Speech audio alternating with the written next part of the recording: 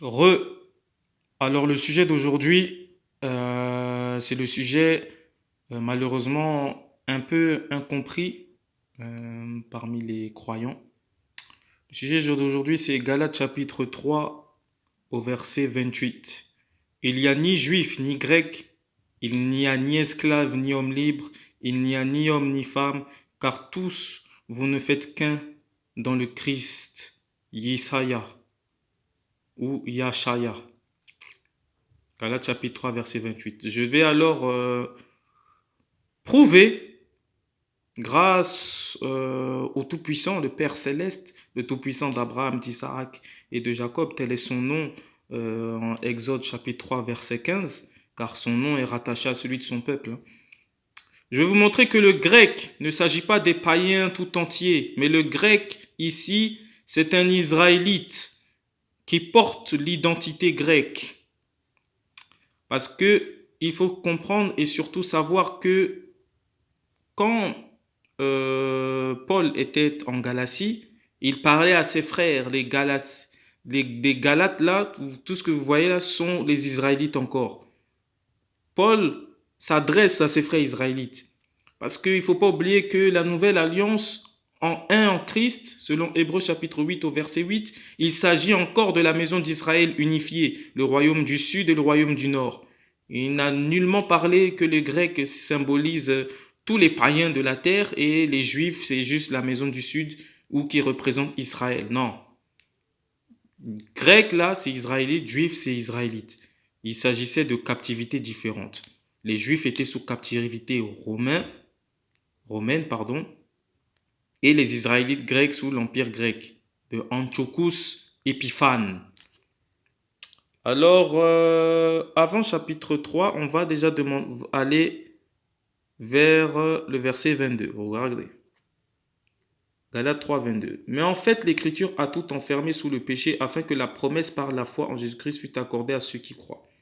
Avènement de la foi. Avant la venue de la foi, nous étions enfermés sous la garde de la loi. Qui, vous voyez, Paul s'adresse ici dans le verset 23 à des gens. Mais les gens là sont sous la garde de la loi. Qui sont gardés sous la loi? Qui sont gardés sous la loi? À qui la loi a été révélée? Je répète, avant la venue de la foi, nous étions enfermés sous la garde de la loi, réservée à la foi qui devait se révéler. Ainsi, la loi nous servit-elle. Vous voyez, il parle à des frères, il parle à ses frères, ses parents selon la chair.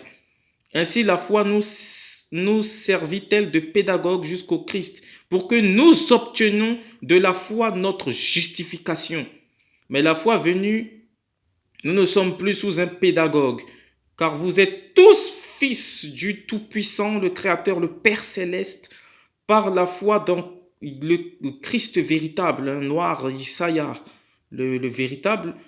Vous tous, en effet, baptisés dans le Christ, vous avez revêtu le Christ. Vous voyez, et là, il vous répète, il n'y a ni juif, ni grec, ni esclave, ni homme, ni femme, car tous vous ne faites qu'un en Christ. Mais Paul s'adresse à ses frères qui sont en Galatie. Les Galates sont des Israélites. Mais si vous appartenez au Christ, maintenant par la foi, vous êtes donc la descendance d'Abraham véritable, héritier selon la promesse. Qui est l'héritier selon la promesse? C'est Isaac ou Ishmaël. Vous ne pouvez pas être héritier de la promesse si vous ne faites pas partie de la lignée des patriarches. La promesse vient d'Isaac et vient d'Abraham, Isaac et Jacob. C'est eux les enfants de la promesse. Personne d'autre. Il n'y a personne d'autre. Je ne comprends pas pourquoi Galates chapitre 3 verset 28, le sens est tordu comme ça. On nous a appris depuis que le grec là signifie toutes les nations de la terre. Mais ici on voit bien que Paul s'adresse surtout au verset 23. Il faut lire toujours avant les versets là, vous voyez. Au verset 23, Paul dit bien, avant la venue de la foi, nous étions enfermés sous la garde de la loi. Qui était sous la garde de la loi? On va aller maintenant dans le psaume 147 au verset 19. On va break down, parce que ça c'est louange au Père Céleste. Hein. C'est le Père Céleste qui permet toute cette compréhension, vous voyez. Donc ce n'est jamais quelqu'un tout seul. entre frères israélites, entre frères ayant la même foi au Christ véritable, nous lisons la parole et nous en donnons le sens. On est au psaume 147. Pardonnez-moi la vitesse. Verset 19. Il révèle à Jacob sa parole, ses lois et jugements à Israël. Pas un peuple qu'il ait ainsi traité, pas un qui ait connu ses jugements. Alléluia. Ce qui veut dire que la parole, véritablement, uniquement la parole a été révélée à la maison de Jacob. Quand Paul parle dans Galates chapitre 3, verset 23, il parle encore à ses frères. Paul n'a pas été envoyé. Quand on dit que Paul est l'apôtre des païens, les Israélites qui ne pratiquent pas la loi aussi sont appelés des païens. Si vous voyez ici dans Galates, Paul s'est bien adressé à ses frères, ses parents selon la chair. On va aller dans le livre de Romains. Je vais faire montrer un peu ce que c'est que la foi. Pour faire comprendre un peu ce que c'est que la foi. On est à Romains, chapitre 11 au verset 1. Regardez, Dieu n'a pas rejeté son peuple et le sauvera. Pour toute personne qui dit l'Éternel a abandonné son peuple, l'Éternel, on est tous Israël, il n'y a plus d'Israël, peuple du Créateur, on est tous son peuple dans le Christ. Non. Il y a le peuple du Créateur pour toujours et les rachetés à la maison d'Israël, c'est-à-dire les païens qui pratiqueront la loi, qui s'attacheront au Christ véritable noir décrit selon la Bible, et au Père céleste, le Père unique véritable, le reconnaître comme étant le seul et unique souverain de la terre, le Père céleste, le tout-puissant d'Abraham, d'Isaac et de Jacob, ceux-là seront les rattachés, ils seront sauvés. Ces personnes-là seront sauvées. Mais le reste, tu ne peux pas en fait devenir Israël spirituel, parce qu'Israël est une race. Il s'agit de 12 gosses, 12 enfants, qui constituent les 12 tribus d'Israël. C'est le sang. Tu ne peux pas rentrer, c'est comme on dit, un Chinois, tu ne peux pas être Chinois en esprit. Ça n'existe pas. Par contre, la bénédiction se fait à partir toujours du peuple saint, qui est les négro-israélites, afin que les nations qui confirmeront et qui marcheront pour relever les tentes de Jacob, c'est-à-dire pratiquer la loi, inciter au peuple du Créateur de pratiquer la loi, et qui croiront au Christ véritable par la foi, comme je l'ai dit, sur eux, ils seront sauvés. Donc voilà. Le reste d'Israël en est déjà une preuve. Romains 11, 1. Je demande donc, l'Éternel aurait-il rejeté son peuple? Certes non. Ne suis-je pas moi-même israélite de la race d'Abraham? De la race, la semence, fils direct de la tribu de Benjamin? Dieu n'a pas rejeté le peuple que d'avance il a discerné. Ou bien ignorez-vous ce que dit l'Écriture à propos d'Élie quand il s'entretient avec le Tout-Puissant pour accuser Israël? Bon, je n'ai même pas envie d'aller plus loin. C'est juste pour vous montrer, dans le Nouveau Testament ici, Paul dit que le Créateur n'a jamais rejeté son peuple. La doctrine de certaines églises qui dit que il n'y a plus de peuple élu, c'est faux. C'est breakdown. C'est faux, c'est faux. Vous voyez? C'est très important. Je reviens à Galates chapitre 3, maintenant, non pas au verset 28, mais au verset 29. Mais si vous appartenez au Christ, vous êtes donc la descendance d'Abraham, héritier selon la promesse. Mais qui sont les héritiers selon la promesse? Galates chapitre 4, au verset, normalement, il me semble que c'est 27, va vous dire qui sont les héritiers selon la promesse. Voilà. Galates chapitre 4, verset 27. Car il est écrit, réjouis-toi stérile qui n'enfantait pas. Éclate en cris de joie, toi qui n'as pas connu les douleurs. Car nombreux sont les enfants de l'abandonné plus que les fils de l'épouse. L'épouse, je vous avais déjà montré, l'épouse dans la Bible, ici, là, c'est la maison d'Israël. Or, vous, mes frères, à la manière d'Isaac. Vous voyez, Paul parle toujours à ses frères. Il précise encore, les Galates là, chapitre 3, là, tous les Galatiens là, dont Paul parle là, dans tout le chapitre de Galates, c'est ses frères. Il dit encore, or vous mes frères, il n'appelle pas frère un païen, ça n'existe pas. Un Israélite n'appelle pas frère païen. Or vous mes frères, à la manière d'Isaac, vous êtes enfants de la promesse. Vous êtes enfants de la promesse. Vous voyez? C'est-à-dire, quand on dit enfant de la promesse, c'est-à-dire enfant que l'Écriture, le Saint-Esprit a dit que Abraham aura un fils.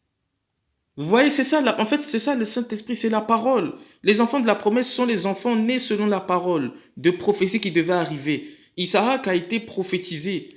Regardez, on va faire l'exemple. Mais comme alors l'enfant de la chair persécutait l'enfant de l'esprit, vous voyez, l'esprit c'est Isaac. Il en est encore ainsi maintenant. Eh bien, que dit l'Écriture? Chasse la servante et son fils, car il ne faut pas que le fils de la servante hérite avec le fils de la femme libre. Vous voyez, ça c'est Ishmaël. Ishmaël, le fils de la chair.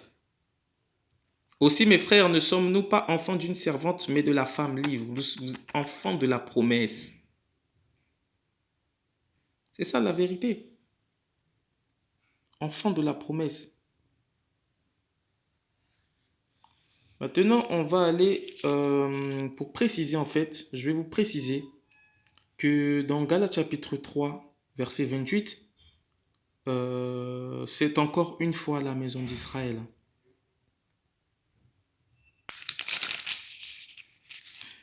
Ézéchiel chapitre 37, les ossements desséchés, c'est-à-dire là aujourd'hui, là, pendant qu'on parle. Là. Le réveil, vous pouvez le voir dans plusieurs plateformes, dans plusieurs personnes dans ce monde qui vont vous dire, nous sommes les Israélites de la Bible.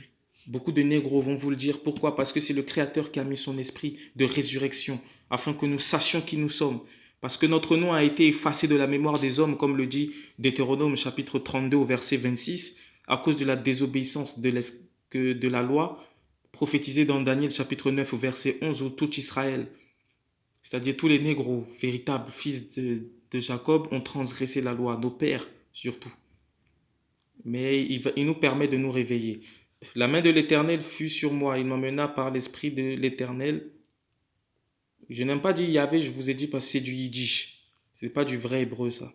Et il me déposa au milieu de la vallée, une vallée pleine d'ossements. Il me la fit parcourir parmi eux en tous sens. Or, les ossements étaient très nombreux sur le sol de la vallée et ils étaient complètement desséchés. Il me dit, fils de l'homme, ces ossements vivront-ils? Je dis, Seigneur l'Éternel, c'est toi qui le sais. Il me dit, prophétise sur ces ossements, tu leur diras, ossements desséchés, écoutez la parole de l'Éternel, le Père suprême. Ainsi parle le Seigneur, le Père éternel, le Père suprême, à ces ossements. Voici que je vais faire entrer en vous l'Esprit et vous vivrez. Vous voyez, l'Esprit là, c'est la parole. C'est l'Esprit Saint. Comme on dit Romains chapitre 6 au verset 63, c'est l'Esprit qui vivifie, en quelque sorte. Vous voyez, les paroles du Père céleste, c'est-à-dire le Christ, sont esprit et vie. C'est ça qui donne vie. C'est quand tu comprends la parole. Et vous vivrez. Je mettrai sur vous des nerfs, je ferai pousser sur vous de la chair, je tendrai sur vous de la peau. Ça, c'est pas, voilà, c'est prophétique hein, en quelque sorte. C'est pas, on n'aura pas une couche de peau, c'est-à-dire qu'en quelque sorte, on va revivre, on sera ressuscité parce qu'on va retrouver notre héritage et savoir qui nous sommes. Je vous donnerai un esprit et vous vivrez et vous saurez que je suis l'Éternel. Lui, le Tout-Puissant, a agi. Aujourd'hui, moi, je sais qui je suis. Beaucoup d'autres savent qui ils sont et d'autres sauront qui ils sont encore. Je prophétisais comme j'en avais reçu l'ordre. Il se fit un bruit au moment où je prophétisais, il y eut un frémissement, et les os se rapprochèrent les uns des autres. Je regardais, ils étaient recouverts de nerfs. La chair avait poussé et la peau s'était tendue par-dessus. C'est-à-dire qu'on a ressuscité dans l'esprit. Mais il n'y avait pas d'esprit en eux. Il me dit, prophétise à l'esprit, prophétise fils de l'homme. Tu diras à l'esprit, ainsi par l'Éternel, le Tout-Puissant, le Père céleste, le Père suprême. Viens des quatre vents, esprit, souffle sur ces morts et qu'ils vivent. Je prophétisais comme il m'en avait donné l'ordre, et l'esprit vint en eux. Ils reprirent vie et se mirent debout sur leurs pieds. Grande, immense armée. Vous voyez aujourd'hui, quand vous voyez aux États-Unis, dans toute l'Amérique, en Afrique, certains même en Europe et d'autres en Asie, qui se disent, nous sommes les Israélites. Nous savons qui nous sommes. une immense armée qui connaissent aussi la loi. La loi doit être, on doit venir s'enseigner, les nations doivent venir s'enseigner parmi les fils de Jacob. Les autres nations, la loi ne leur a pas été donnée. Cette prophétie-là, vous voyez à qui elle s'adresse? Alors il me dit, fils de l'homme, ces ossements, c'est toute quoi? La maison d'Israël. Toute la maison d'Israël. La maison d'Israël reprend ses possessions petit à petit et en douce surtout. Les nations nous voient se réveiller, mais ils ne comprennent pas. Ils se disent, mais comment tu peux être israélite? Tu es kamite, tu es africain. Voilà, tes ancêtres, c'est le vaudou. Non. Égyptien, c'est kamite, israélite. On a un peu de sang kamite. Vous voyez, Manassé et Ephraïm, les fils de Joseph, sont des kamites, ce sont des métis, israélites kamites. Certains aussi, dans la maison d'Israël, sont aussi des kamites. On se ressemble, mais on n'est pas même peuple. L'Éternel a mis une distinction entre sémites et israélites. Mais voilà, pour vous montrer que c'est toute la maison d'Israël. C'est nous que le Créateur a réveillé au dernier temps pour nous, pour qu'on retrouve la connaissance, parce que notre peuple périt par manque de connaissance. Osée 4:6 ne parle seulement que de la maison d'Israël, non pas du peuple entier, des nations tout entières. Parce que la connaissance a été seulement donnée à Jacob. Et c'est nous qui avons méprisé, nos pères en grande majorité ont méprisé la connaissance. C'est pour cela qu'on est devenu des païens aujourd'hui. C'est-à-dire qu'on fait comme les étrangers, comme les Arabes, les Européens. Voilà, on fait tout comme le monde, quoi. Bon, voilà, je vais aller maintenant dans le livre des Hébreux pour vous montrer que la nouvelle alliance dont parle Galates chapitre 3, verset 28, vous parle encore une fois de la maison d'Israël. Dans le livre des Hébreux, le nouveau sacerdoce et le nouveau sanctuaire. Hébreux chapitre 8, je cherche le verset 8.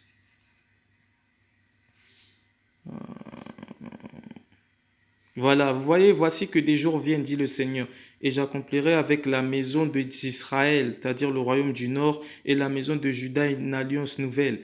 Quand vous, Galates chapitre 3, verset 28, regardez ce que je vais vous montrer. Là, ce sera le plus intéressant. Pour vous montrer que, quand Paul parle là de ses frères grecs, qui sont des Israélites, qu'ils font tous un en Christ par la foi. Parce que Paul vient de Juda, c'est un juif. Mais les autres là, c'était aussi des Israélites, mais du nord en majorité, qui étaient sous captivité grecque. Il dit que maintenant, nous sommes, nous sous la loi, frères, réconciliés par le Christ, par le moyen de la foi. Pourquoi? La nouvelle alliance, c'est les deux royaumes qui reformeront un. Et le seul berger, le grand maître, le pasteur, est le Christ de la maison d'Israël. Vous avez compris? C'est comme ça. C'est comme ça que Galates chapitre 3, 28 devait être breakdown dans les églises. Vous voyez? Mais bon, c'est toujours louange au Très-Haut, le Père suprême, hein, qui permet cela. On va aller dans le livre, je vais terminer, ça va aller vite. Hein. Galates chapitre 3, verset 28. On va aller d'abord à Jean chapitre 7, pour vous montrer déjà que les Grecs, même Jean va vous dire que oui, les Grecs c'était des Israélites. Jean chapitre 7, je cherche le verset 35. Vous voyez ici, Jean chapitre 7, hein, au verset 35. Les Juifs se dirent entre eux, parce que le Christ le Christ 34, vous me chercherez, vous ne me trouverez pas. Et où je suis, vous ne pouvez pas venir. Vous voyez, ça c'est quand le Christ, il parlait, qu'il va retourner au ciel, tout ça, comme ça. Mais les Juifs se dirent entre eux, où va-t-il aller que nous ne le trouvons pas? Va-t-il rejoindre ceux qui sont dispersés chez les Grecs et enseigner les Grecs? C'est eux là, les Grecs, les dispersés chez les Grecs, et on les appelle comment? Les Grecs, parce qu'ils portent l'identité grecque. Ils portent l'identité. C'est comme aujourd'hui, on va prendre l'exemple, un Congolais ou un Mauritanien qui habite en France, il a la nationalité française, mais il n'est pas français. C'est la même chose ici. Les sont des Israélites qui sont en captivité grecque. Ils sont appelés grecs, mais ils ne sont pas grecs. C'est la même chose. Jean chapitre 7 au verset 35 vous confirme Je relis. Les Juifs se dirent entre eux, où va-t-il aller que nous ne le trouvons pas? Va-t-il rejoindre ceux qui sont dispersés chez les Grecs et enseigner les Grecs? Enseigner les... Vous voyez? C'est pour vous montrer que les Grecs là, c'est pas les Grecs, toutes les nations entières. Les Grecs, c'était la maison d'Israël aussi. C'était les dispersés. D'ailleurs, malgré ces dispersés-là, c'était aussi de la maison de Juda aussi, hein. Parce que c'est un peu du royaume du nord qui a été pris, mais aussi du sud. C'est pour ça que ils disent, va-t-il prendre nos dispersés? Quand on dit dispersés, c'est aussi par rapport à la maison du sud, de Juifs, du royaume de Juda, qui était chez les Grecs aussi. Parce que ça, en fait, le royaume, la captivité grecque, pardon, frères et sœurs, la captivité grecque, c'est dans le livre de Maccabée que vous allez comprendre. Mais beaucoup n'ont pas ce livre dans les Bibles, parce qu'il a été retiré. Mais quand vous comprenez le livre de Maccabée, vous allez comprendre aussi pourquoi les nations ont pris ce qu'on appelle aujourd'hui Bible, mais que le Créateur reconnaît comme étant rouleau du livre. Les nations l'ont pris pour peindre à leur image. Ils ont changé les noms, comme là, je lis en français, mais ce n'est pas du français de base. Les Arabes, ils ont pris pour peindre en arabe en faisant Coran, ils ont tout pris. Le judaïsme, là, les faux juifs, les Ashkénazes ont pris pour leur nouvelle Kabbale ou le nouveau judaïsme, leur Bible Talmud, voilà, pardon, le Talmud. Ils ont tout dessiné à leur image. Ici, le Jésus, ici, c'est un blanc, celui de la Bible qu'on nous donne, mais le véritable Christ de la Bible, il est noir. Vous voyez ce que je veux dire? En fait, comme c'est écriture française, écriture européenne, le Christ est occidentalisé. Le nom de Jésus n'a jamais existé. Vous voyez ce que je veux dire? La lettre J date de 1600. Le J, ça remplace le Y. Le personnage Jésus là n'a jamais existé. Si vous tapez Jésus sur Internet, Jésus est né avant Jésus-Christ lui-même. Or, le véritable Messie, le Christ véritable, lui, il a existé. C'est de lui dont je vous parle. Le noir, là, le véritable, décrit selon Apocalypse 1, 14, Daniel chapitre 10 au verset 6, Ézéchiel chapitre 40 au verset 3. Noir, bras, jambes, tout. La tête, cheveux crépus, yeux rouges, peau très noire, dark skin. C'est lui le véritable Christ. Barbe blanche aussi. Une voix comme il crie fort. C'est lui le véritable Christ, vous voyez. Donc, on va aller dans Romains chapitre 9 pour terminer là-dessus, parce que Romains va vous montrer la promesse, tout ça là, que c'est les Israélites. Je vais vous montrer, parce que ça aussi c'est quelque chose que beaucoup n'aiment pas écouter, Romains chapitre 9. Mais voyez, situation et salut d'Israël. Romains chapitre 9, verset 1. Je dis la vérité dans le Christ, je ne mens point. Ma conscience me rend témoignage dans le Saint-Esprit, c'est-à-dire la parole prophétique. Le Saint-Esprit, la parole, c'est le Christ. C'est pour ça qu'il dit la vérité dans le Christ. Le Christ, son nom est la parole, selon Apocalypse chapitre 19, verset 13. J'éprouve une grande tristesse et une douleur incessante en mon cœur, car je souhaiterais d'être moi-même maudit, séparé du Christ pour mes frères, ceux de ma race selon la chair. Vous voyez, ça c'est pinaise, c'est puissant. C'est de ma race selon la chair, non pas la planète entière, ceux de ma race selon la chair. Eux qui sont Israélites. Regardez à qui appartiennent les Israélites. On est dans le Nouveau Testament là. Je sais que je ne comprends pas.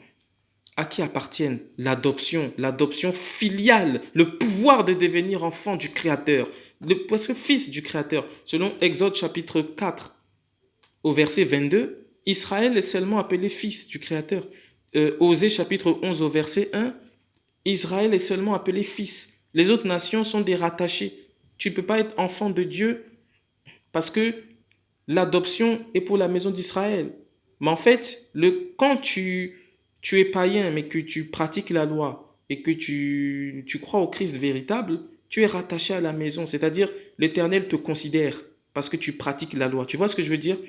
En quelque sorte, tu n'es pas, ne te vois pas séparé, quoi. Ne te vois pas comme quoi le Créateur ne va pas te sauver. Au contraire, il a dit dans sa parole, il va te sauver. Mais l'adoption appartient seulement filialement par la famille et à la maison d'Israël. Personne aujourd'hui peut dire je suis fils du Dieu vivant si tu n'es pas israélite. Ça n'a aucun sens, bibliquement parlant.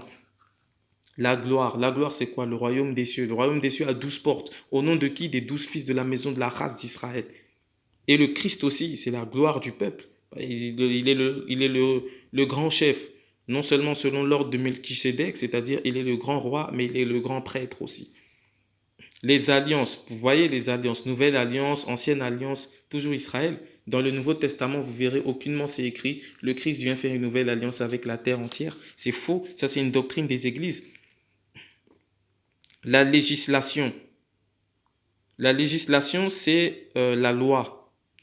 La loi, psaume 147, verset 19-20, la loi est uniquement à Jacob pour la maison d'Israël. Psaume 78, verset 5, et il établit un témoignage dans la maison de Jacob.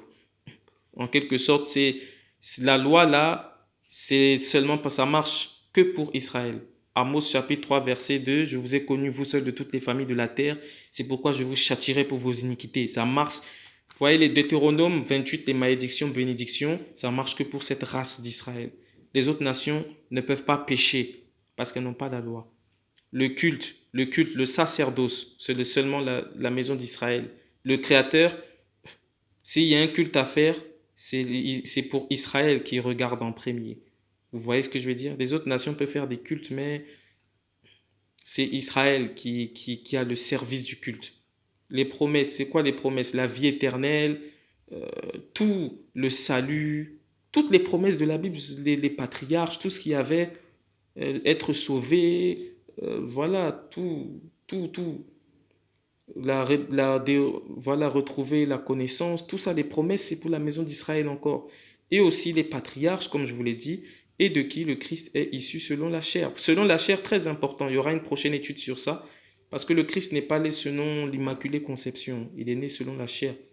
Sous procréation, Joseph est son père véritable. C'est pour cela que le Tout-Puissant l'a élevé, le Christ.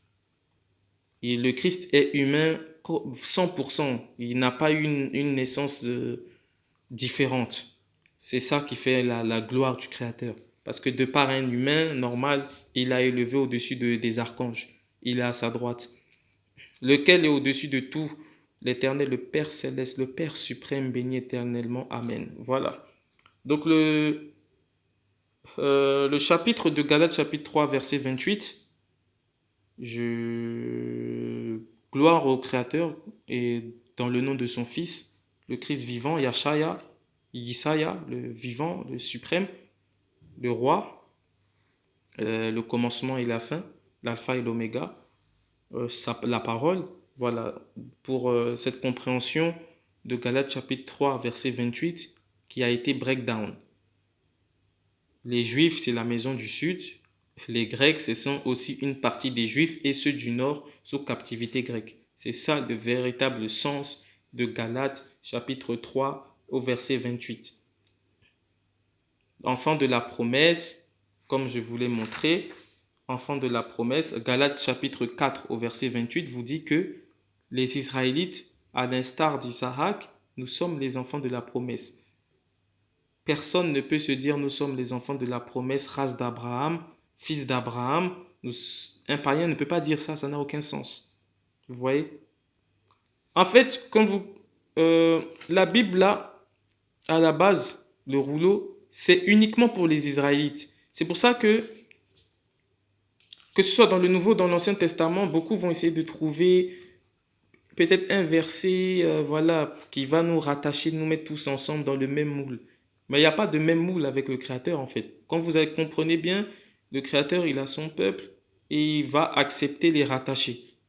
Vous voyez, c'est ça, en fait. Le Créateur a dit depuis le début, j'ai mon peuple, ça ne bouge pas.